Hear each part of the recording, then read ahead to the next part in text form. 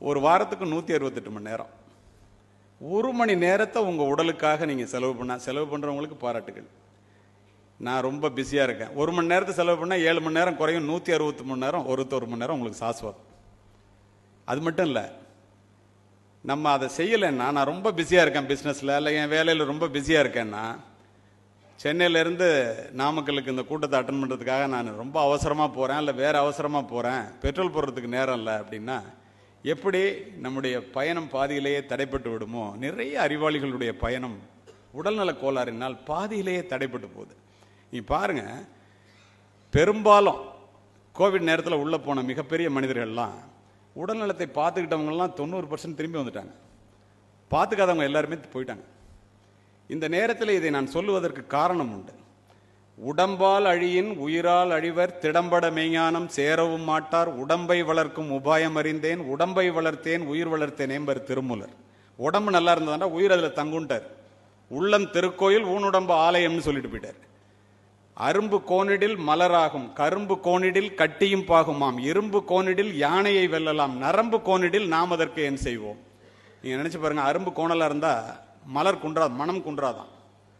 கரும்பு கோணலாக இருந்தால் வெள்ளம் வந்துடுமா, அதிலிருந்து வெள்ளம் எடுத்துடலாமா. இரும்பு கோணலாக இருந்தால் அதை அங்குசமாக்கி யானையை வெல்லலாமா. நரம்பு கோணி போச்சுன்னா என்னடா பண்ணுவேன். விசையொரு பந்தினை போல் நான் வேண்டியபடி செல்லும் உடல் கேட்டேன். யார் சொல்றா? பாரதி. அவருக்கு அது கொடுத்து வைக்கல, இல்லைன்னா எத்தனை ஆண்டுகள் இருக்க வேண்டிய ஒரு மாமனிதன் பாருங்க, உணர்ந்து சொல்றார். மனோன்மணியம் சுந்தரனார் 100 ஆண்டுகளுக்கு முன்னால,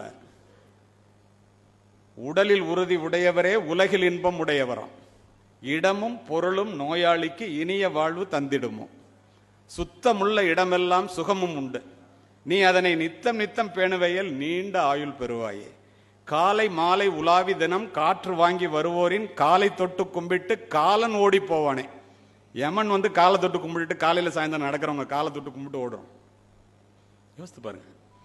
அருமை உடலில் நாமெல்லாம் அறியும் வகையில் அறிவோமே, வருமுன் நோயை காப்போமே, வையம் புகழ வாழுமே. பெரிய பாட்டு நேரம் கருதி கொஞ்சமாக சொல்லியிருக்கேன். இதை ஏன் சொல்கிறேன்னா, தயவு செய்து மனதையும் உடலையும் சேர்த்து ஒன்னோட ஒன்று இன்டர்லிங்க்டுன்னு சொல்லி அதை சேர்த்து பராமரிப்பவர்கள் மட்டுமே தன்னுடைய திறமையும் ஞானமும் வளரும் போது அந்த பதவிகளை பெற்று அதை நிர்வகிப்பதற்கு ஏற்ற உடலும் மனமும் அறிவும் உடையவர்களாக இருக்கின்றார்கள். 40-50 கடந்தவர்கள் தயவு செய்து இதை ஞானமாக கடைபிடிக்க வேண்டும் என்பதற்காக இந்த பதிவினை சொல்லுகின்றேன். சரி, எல்லாரும் தேடி ஓடுறது பணம். நம்ம it is not bad to be rich, but it is only unfair only to become ரிச்மா. ஏன் அப்படி சொல்றேன்னா, வாழ்க்கைக்கு பணம் தேவை. பொருள் இல்லாருக்கு இவ்வுலகம் இல்லை, அருள் இல்லாருக்கு அவ்வுலகம் இல்லாகி அங்கு.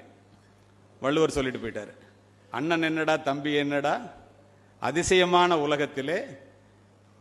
அதுக்கு மேல உங்களுக்கு தெரியும். இதை ஏன் இந்த இடத்துல பதிவு செய்யறேன்னா, காசு வேணும், ஆனா எவ்வளவு வேணும். ராபின் சர்மா சொல்றாரு, இந்தியா அமைதியையும் மகிழ்ச்சியையும் இழந்த கோடீஸ்வரர்களால் நிரம்பிக் கொண்டிருக்கிறது. ஒரு மனிதன் வாழ்க்கையில என்ன அவனுக்கு அவசியம் அப்படின்னா மகிழ்ச்சியாம். இது ஆய்வு, நான் சொல்றதெல்லாம் நானே சொல்லல. அந்த மகிழ்ச்சி அவனுக்கு எப்படிடா கிடைக்குது அப்படின்னு சொன்னா, 100% மகிழ்ச்சின்னு வச்சுங்களேன். விரும்புகிறவர்களோட இருக்கும்போது 40% மகிழ்ச்சி கிடைக்குதான். இப்போ உங்களோட எல்லாரோடையும் சேர்ந்து இருக்கிறது, குடும்பத்தோடு இருக்கிறது, பிள்ளைகளோடு இருக்கிறது, அறிவார்ந்தவர்களோடு இருக்கிறது, அவன் விரும்புகிறவங்களோட இருக்கிறது மகிழ்ச்சி 40%. 40% மகிழ்ச்சி விரும்பிய வேலையை செய்யறதுல கிடைக்குதான். பாக்கி 20% இருக்கு இல்லையா, 10% மகிழ்ச்சி மனிதனுக்கு மனிதன் வித்தியாசமாகுதான். ஆனா 10% மகிழ்ச்சி தான் பணத்தால கிடைக்குதான். எல்லா மனிதர்களும் இந்த 10% மகிழ்ச்சிக்காக 90% மகிழ்ச்சியை இழந்து நிற்கிறார்கள். பணம் நிறைய சம்பாதிச்சுட்டா வாழ்க்கையில அமைதியா வாழலாம் என்று ஓடி தெரிந்த பலரை காவல்துறை முன்னாள் அதிகாரியாக நான் பார்த்து விட்டேன். இந்த இடத்திலே ஒரு அறிவுபூர்வமான பதிவை நான் செய்ய வேண்டும் என்பதற்காக இதனை சொல்லுகின்றேன். நான் யோசித்து பாருங்களேன். ஒவ்வொருத்தரும் சிந்திக்க வேண்டியது, ஆசையிலே சில நாள், பெரும் அவஸ்தையிலே பல நாள், வாழ்வதுவோ சில நாள், இதில் வாடுவதேன் பல நாள். கண்ணதாசன் வந்து அர்த்தமுள்ள இந்து மதத்தில் அற்புதமாக சொல்லுவார். 6 ரூபாய் சம்பளத்துக்கு நான் வேலை பார்த்துக்கிட்டு இருந்தேன் மளிகை கடையில். 100 ரூபாய் சம்பளம் கிடைச்சிச்சுன்னா எவ்வளோ பெரிய ஆளாயிரலான்ட்டு கையில் பெட்டியோட கண்ணகி சிலைக்கு கீழே போய் படுத்திருந்தேன் சென்னையில். காவல்துறை அதிகாரி வந்து விரட்டான். அவர் சொல்கிறது, பாட்டு எழுத ஆரம்பித்தேன், 100 ரூபா கொடுத்தான். எனக்கு ஒரே ஆச்சரியம். அடுத்தடுத்து எழுத ஆரம்பித்தோன்னா 1000 ரூபா கொடுத்தான். நம்ம லட்சாதிபதி ஆயிரணும்னு இந்த மனசு சொன்னிச்சு. லட்சங்கள் கொடுக்க ஆரம்பித்தான் பாட்டு எழுதுறதுக்கு. மனசு சொன்னிச்சு கோடீஸ்வரன் ஆகணும்னு.